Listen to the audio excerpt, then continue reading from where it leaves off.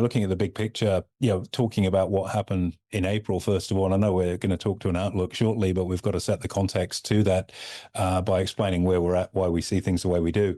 The talk of Liberation Day and the tariffs, which were put forward by President Trump and the administration, not out of left field, because it's something that throughout the campaign period, he talked extensively about the use of tariffs.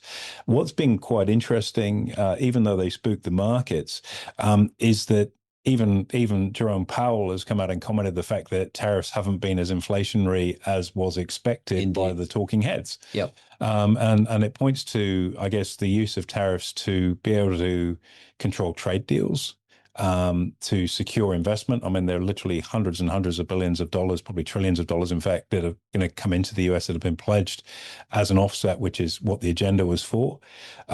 If we look at the way that tariffs were used to manage India, for example, where India was buying its oil from Russia. Now, there are sanctions against Russia currently, given the war in the Ukraine, and yet India was backdooring its energy sources, as China has been as well, buying basically illegal oil from China. And they've come out to the Indian government and said, listen, if you want to buy your oil from there, that's fine, but we'll slap you with a couple 100% tariff for your trouble.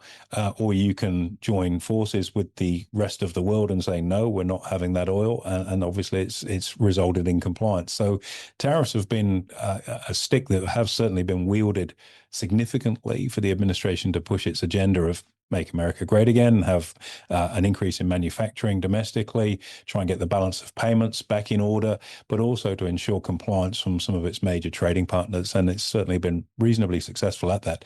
The counter argument to that is, as there always is, a lot of companies would have stockpiled components and things like that. And so the full weight of those tariffs, some are arguing, haven't been felt yet because components are stockpiled. Gotcha. Yeah.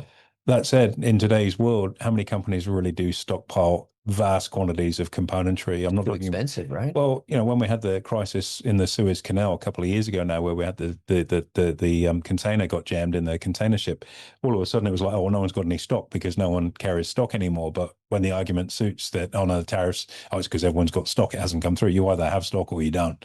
And I think, given, the just-in-time approach to manufacturing these days, I don't think that many companies carry massive, massive quantities of inventory because it's out of date by the time you want to use it. So that's been an interesting one. And I guess, it leads into, where the Fed really sits now.